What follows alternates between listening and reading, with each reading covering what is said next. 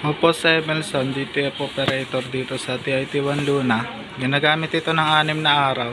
May bilang na 181 meters na run this week. Ito naman po ang aking printed head area. Muling palit nito ay in February daw. Ito naman po yung cupping na may 90% good condition. Head clean. Linisin na wiper after head clean. Nozzle check. Ayan. Buo naman po siya, pati yung weight niya. Ang ink system, tama lang. Ang waste tank, dinispose nung Sabado. ABR, tsaka ground wire, nakadikit po siya sa pader. Dito naman po yung stock namin ng anyos. White tsaka powder. DTF film, 3 na lang. 2 pala. Ito naman po yung records na nagamit na CMYK. Powder, DTF film, black, yellow,